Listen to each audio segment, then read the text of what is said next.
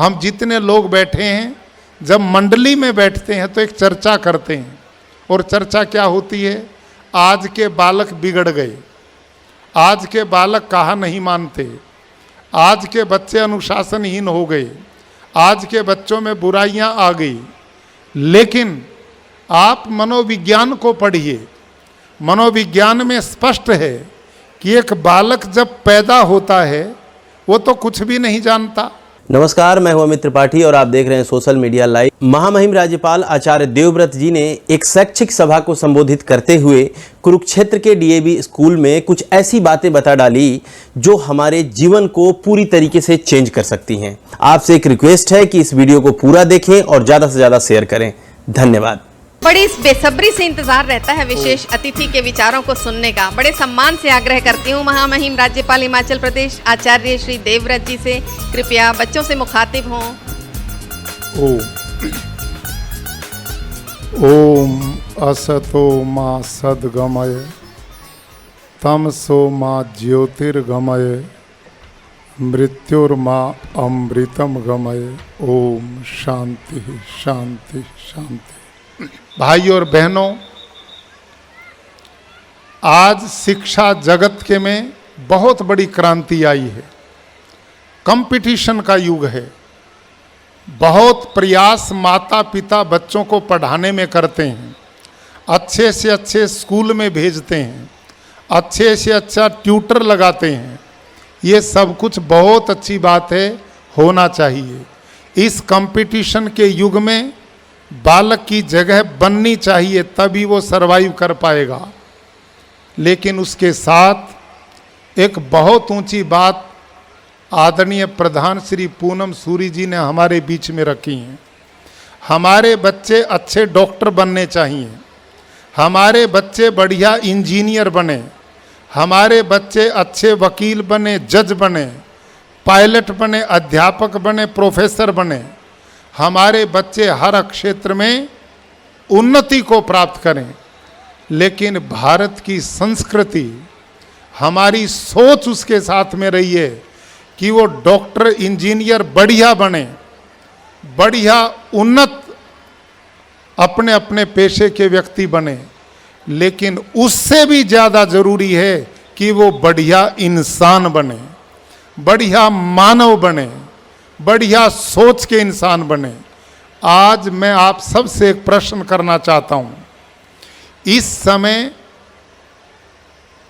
पढ़ाई और शिक्षा की दिशा में बहुत अच्छी प्रगति हुई है, लेकिन इस धरती पर जो झूठ है, बेईमाना है, दुराचार है, भ्रष्टाचार है, बेइंसाफी है, रिश्वतखोरी है, ब्लैक मार्केट है, मैं आप सबसे जानना चाहता हूं वो गांव के उस अनपढ़ व्यक्ति ने फैलाई है या पढ़े लिखे व्यक्ति के द्वारा फैलाई गई है? विचार करिए आप थोड़ा सा। आज हम केवल एक दिशा में तेजी से बढ़ रहे हैं। जीवन का जो दूसरा पक्ष बहुत महत्वपूर्ण है, जिसके द्वारा धरती पर शांति होगी, जिसके द्वारा धरती पर एकता आएगी, जिसके द्वारा इंसानियत विकास करेगी, उस बिंदु को आज हम नकार रहे हैं। भारत की संस्कृति का मुख्य बिंदु ये था कि हम सही संस्कारित मानवों का निर्माण करें। आज सब कुछ है, लेकिन संस्कारहीनता बड़ी तेजी से समाज में फैल रही है। आज पढ़े लिखे युवा ड्रग्स का शिकार हैं। आज शराब पीना सभ्य समाज का फैशन बन करके रह गया है। झूठ मक्कारी जीवन का अंग बन गई है। ये सब चीज़ें पढ़ लिखने के बाद भी यदि हैं तो हमारी शिक्षा में कहीं ना कहीं एक फॉल्ट है, बहुत बड़ी कमजोरी है। धरती पर शांति पैदा हो, धरती पर भाईचारा पैदा हो, धरती पर हम एक दूसरे के सुख दुख के काम आए, मानवता हिलोरे ले, ये चिंतन भी हमारा बढ़ना चाहिए। और ये काम 3 लोग धरती पर कर सकते हैं, 3 जिम्मेदार लोग हैं। पहला गुरु बालक की माँ है, दूसरा गुरु बच्चे का पिता है, तीसरा गुरु बच्चे का अध्यापक है, आचार्य है। इसलिए हमारी संस्कृति में कहा था मातृमान, पितृमान, आचार्यवान पुरुषो वेदः। ये तीन गुरु यदि अपनी जिम्मेदारी का निर्वहन करते हैं तो एक बालक को महामानव बनाना कोई मुश्किल बात नहीं है। मैं कई बार एक बात कहता हूँ, हम जितने लोग बैठे हैं जब मंडली में बैठते हैं तो एक चर्चा करते हैं, और चर्चा क्या होती है? आज के बालक बिगड़ गए, आज के बालक कहा नहीं मानते, आज के बच्चे अनुशासनहीन हो गए, आज के बच्चों में बुराइयां आ गई। लेकिन आप मनोविज्ञान को पढ़िए, मनोविज्ञान में स्पष्ट है कि एक बालक जब पैदा होता है वो तो कुछ भी नहीं जानता। जो कुछ बालक जानता है वो हमने उसको दिया है। बालक जो पैदा होता है उसके पास तो कोई ज्ञान होता ही नहीं। एक बच्चा जन्म से न हिंदू है, न मुसलमान है, न सिख है, न जैन है, न ईसाई है, न बौद्ध है, न शाकाहारी है, न मांसाहारी है। बालक जिस परिवेश में पैदा होता है वैसा ही बन जाता है। यदि वो किसी हिंदू, जिनको हम आजकल तथाकथित धर्म के नाम से जानते हैं, यदि हिंदू घर में पैदा हो गया तो हिंदू बन गया, वही बालक मुसलमान घर में पैदा हुआ, मुसलमान बन गया, सिख में पैदा हो गया, सिख बन गया, और शाकाहारी परिवार में पैदा हो गया, शाकाहारी बन गया, मांसाहारी परिवार में पैदा हुआ तो मांसाहारी बन गया। बालक निश्चल पैदा होता है। इसलिए बच्चे को बच्चा इसलिए कहते हैं कि वो सारी बुराइयों से बचा हुआ है। मैं आपसे पूछना चाहता हूं और मैं अपने से भी प्रश्न करता हूं कि बालक बिना सिखाए कुछ सीख ही नहीं सकता। उसको जो सिखाया जाता वही सीख पाता है। भाई और बहनों, ज्ञान दुनिया में दो प्रकार का होता है। एक होता है स्वाभाविक ज्ञान, एक होता है नैमित्तिक ज्ञान। इस धरती पर मनुष्य को छोड़ के जितने भी प्राणी हैं A to Z, उन प्राणियों के पास स्वाभाविक ज्ञान होता है। उदाहरण के लिए, एक गाय ने बच्चे को जन्म दिया, भैंस ने बच्चे को जन्म दिया, किसी भी प्राणी ने दिया। आप उस प्राणी के जन्म लेने वाले बच्चे को पैदा होने के कुछ ही देर बाद पानी के तालाब में छोड़ दो, वो उस तालाब को तैर करके पार कर देगा। आप बताओ, उस बच्चे को तैरने की ट्रेनिंग आपने दी थी या मैंने दी थी? ये तैरने की ट्रेनिंग उसका स्वाभाविक ज्ञान है। वो भगवान की ओर से लेकर के पैदा होता है और उसके द्वारा दुनिया के सारे प्राणी अपना काम चलाते हैं। लेकिन ध्यान करिए, मनुष्य 60 साल का हो जाए, तैरने की ट्रेनिंग मत दो और पानी में डालोगे तो डूब के मरेगा। क्यों? क्योंकि मनुष्य के पास स्वाभाविक ज्ञान कुछ भी नहीं है। मनुष्य के पास ज्ञान है नैमित्तिक। और नैमित्तिक ज्ञान किसे कहते हैं? जो किसी के द्वारा लिया जाता, निमित्त के द्वारा लिया जाता है। जैसे अध्यापक से बालक नैमित्तिक ज्ञान लेता है, उससे ग्रहण करता है, इसको नैमित्तिक बोलते हैं, जो किसी के सिखाने से सिखाया जाए। मनुष्य एक ऐसा प्राणी है दुनिया में जिसके पास स्वाभाविक ज्ञान नहीं, पूरा नैमित्तिक ज्ञान है, दूसरे से लिया हुआ ज्ञान है, उधारा लिया हुआ सारा नॉलेज है, सब ज्ञान है। तो मैं पूछना चाहता हूँ, जब बच्चे के पास कुछ भी ज्ञान अपना लेके पैदा नहीं हुआ तो उस बालक ने झूठ बोलना कहाँ से सीखा? जब बालक के पास अपना कोई नॉलेज नहीं, उसने चोरी करना कहाँ से सीखा? बालक के पास अपना कोई ज्ञान नहीं, उसने ब्लैक मार्केट करनी कहाँ से सीखी? उसने भ्रष्टाचार करना कहाँ से सीखा? उसने दुनिया की बुराइयां कहाँ से सीखी? उसने बीड़ी सिगरेट ड्रग्स पीना कहाँ से सीखा? कहाँ से सीखा? ये ट्रेनिंग आपने और मैंने दी है। क्योंकि उसके पास अपना कोई नॉलेज नहीं। ये गलतियां मेरे राप से होती हैं। हम यदि अपनी अपनी जगह अपने कर्तव्य पर ठीक जिम्मेवारी से काम करते हैं तो एक सभ्य समाज की रचना हम कर सकते हैं। बालकों का कोई फॉल्ट नहीं, बालकों का कोई दोष नहीं, जो कुछ उनको दिया जाएगा वही वो बनते हैं। ये मैं नहीं कहता, दुनिया के मनोवैज्ञानिक इस बात को कहते हैं। सिगमंड फ्रायड मनोविज्ञान का प्रवर्तक था। उससे किसी ने पूछा कि एक बालक को बहुत बढ़िया इंसान कैसे बनाया जा सकता है, तो सिगमंड फ्रायड कहता, भाई और बहनों, माता पिता हम बैठे ध्यान से सुनना। सिगमंड फ्रायड कहता है कि एक बालक जिस समय माँ की गोदी में लेटा हुआ मस्ती में पैर का अंगूठा चूस रहा होता है, जो संस्कार उस काल में उसको मिलेंगे वही संस्कार उस बच्चे के भविष्य का निर्माण करने वाले होते हैं। अब आप थोड़ा विचार करो, पैर का अंगूठा मैं और आप तो चूसते नहीं। मैंने, मेरी माँ जिंदा थी, उनसे पूछा, माँ ये बच्चा पैर का अंगूठा चूसता है क्या? तो उसने कहा, हाँ बेटा, 5-6 महीने का बच्चा होता तो मस्ती में कई बार ऐसी हरकत कर देता है। यहाँ अंगूठा चूसने की बात का कोई मतलब नहीं, यहाँ उसकी आयु से मतलब है। 5-6 महीने का बच्चा, हम यूं सोच करके अनेक जघन्य अपराध बच्चे के सामने कर देते हैं कि बालक को कुछ नहीं पता। हम ये सोच करके अनेक गलतियां करते हैं कि बालक बहुत छोटा, इसको कोई जानकारी नहीं। लेकिन भाई और बहनों, सिगमंड फ्रायड कहता है कि वो भोले माता पिता हो, उस बच्चे को जितना पता है इतना आपको नहीं पता है। क्यों? आपके पास काम अनेक हैं और बच्चे के पास केवल काम एक है, ग्रहण करने का।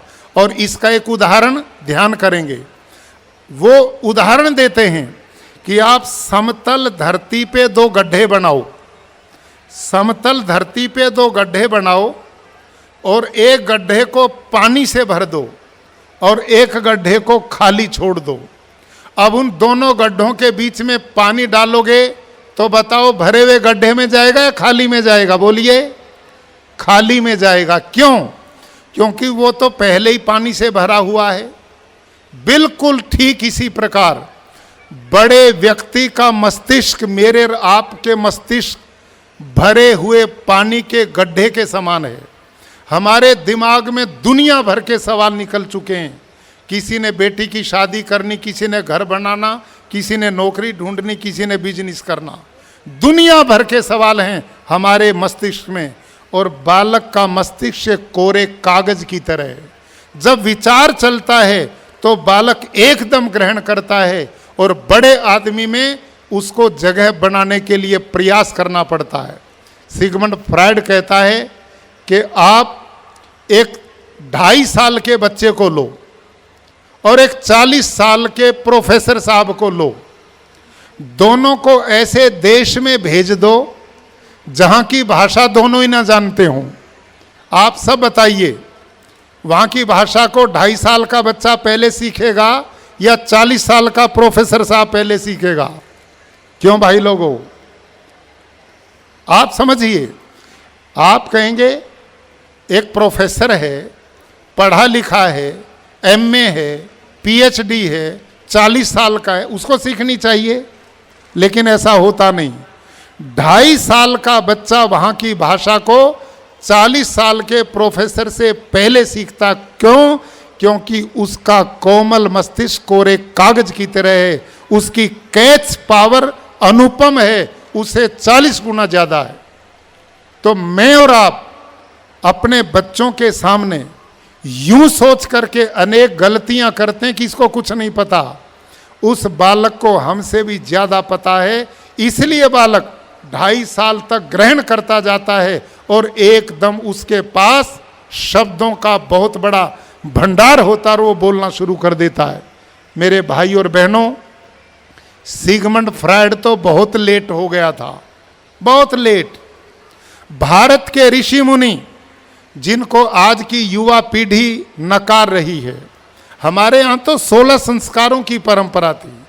16 संस्कार सिगमंड फ्रायड तो पैदा होने के बाद 6 महीने के बच्चे के निर्माण की बात करता है, लेकिन भारत के ऋषियों ने तो कहा ये तो बहुत लेट समय हो गया। जिस समय बालक माँ के गर्भ में आता है उसी समय से बालक की ट्रेनिंग शुरू हो जाती है। और एक ध्यान करना, आप लोगों में बहुत को जानकारी नहीं होगी, बालक पैदा होने के बाद देखना लगभग 5-6 सप्ताह के बाद करता है, लेकिन गर्भ में सुनना शुरू कर देता है। गर्भ जब 6 महीने का होता है तो बालक सुनना शुरू कर देता है, और जिस घर में जो बातें होती हैं, जिस घर में जो विचार चलते हैं, जिस घर के लोगों की जैसी सोच होती है, वो गर्भस्थ बच्चा एक एक चीज को अनुभव करता है और वही संस्कार लेकर के दुनिया में आता है। तो विचार कीजिए कि हमसे कहाँ गड़बड़ हो रही है। आज इस समाज में सुधारने के प्रयास हो रहे हैं, बिगाड़ कहाँ पर है? बच्चा अपने आप में कागज है, उसको ट्रेनिंग देना मेरी आपकी जिम्मेवारी है। हम जितने सतर्क होंगे, जितने सत्य मार्ग पर चलेंगे, जितने यथार्थवादी होंगे, जितने सभ्य होंगे, जितने शालीन होंगे, जितने संस्कारवान होंगे, वैसा बच्चे का निर्माण संभव हो सकता है। ये डीएवी संस्थान जिन महापुरुषों ने शुरू किया था भाई और बहनों, वो इसी परंपरा के लोग थे।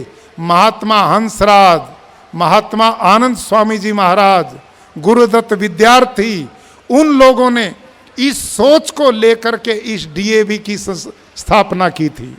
मैं आप सबके बीच में बड़े उत्साह और प्रसन्नता के साथ इस बात को कहना चाहता हूँ कि आज पूरे देश और विदेश में 700 से भी ज़्यादा डीएवी के स्कूल और कॉलेजेस संचालित होते हैं, जिनमें लगभग 20 लाख से भी ज़्यादा हमारे देश के भावी कर्णधार पढ़ते हैं। 60,000 से भी ज़्यादा अध्यापक अध्यापिकाएं अध्ययन का काम कर रहे हैं। इन लोगों की सोच के पीछे यही विचार दिया गया था कि हम केवल अक्षर ज्ञान देने वाले लोग पैदा न करें, अपितु इंसान पैदा करें, मानव पैदा करें, उस सोच के लोग पैदा करें जो दूसरे के हृदय के स्पंदन को अपने अंदर अनुभव करें। ऐसे मनुष्य जो दूसरे के दुख के आंसू को अपनी आंखों से बहा सकें। ऐसे मानवों का निर्माण जो दूसरे के घाव को अपने हृदय रूपी मरण से ठीक करें। ऐसे इंसान धरती पर पैदा होंगे तो ये धरती स्वर्ग बनेगी, ये धरती एक सुख का धाम बनेगी और चारों तरफ आनंद का वातावरण होगा। भाई और बहनों, हम सबके लिए गौरव की बात है कि इस समय ये डीएवी संस्थान जिस सबल और मजबूत हाथ में है वो है आदरणीय श्री पूनम सूरी जी। ये वो व्यक्तित्व हैं जिस परिवार ने इस डीएवी की आधारशिला रखने में अहम योगदान किया था। इनके पूज्य दादा महात्मा आनंद स्वामी, जिन्होंने जीवन की सब सुख उपभोग में पैदा होने के बाद त्याग करके एक तपस्या का जीवन जिया, एक सन्यासी बने और सन्यासी बन करके घर बार को त्याग दिया। मानवता के कल्याण के लिए देश में गए, विदेश में गए, गांव में गए, नगर में गए।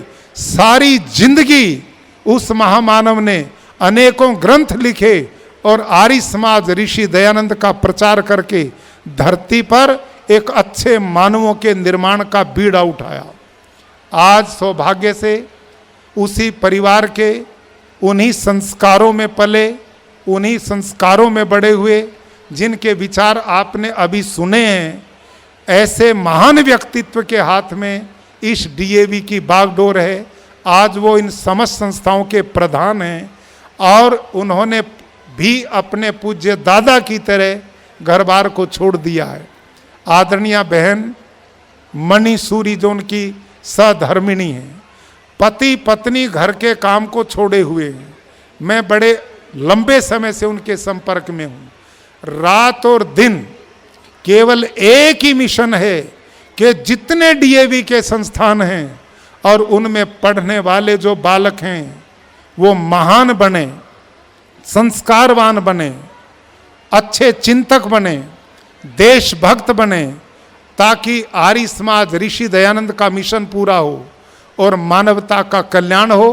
इस सोच के साथ उन्होंने घर के सारे काम त्याग दिए। और भाई और बहनों, एक जमाना था कि जब महात्मा हंसराज इतने महान व्यक्ति जो एक भी चीज नहीं लेते थे, आज हमारे पूनम सूरी जी उसी सोच के व्यक्ति हैं जो तेल भी गाड़ी में अपने घर से डालते हैं, काम रात दिन डीएवी का करते हैं और घर से अपना सारा आजीविका चलाते हैं। इस प्रकार के त्यागी तपस्वी संत को मैं नमन करता हूं और उनकी आयुष्य की कामना करता हूं और इस देश का भविष्य का निर्माण होता रहे, ऐसी कामना है। अंत में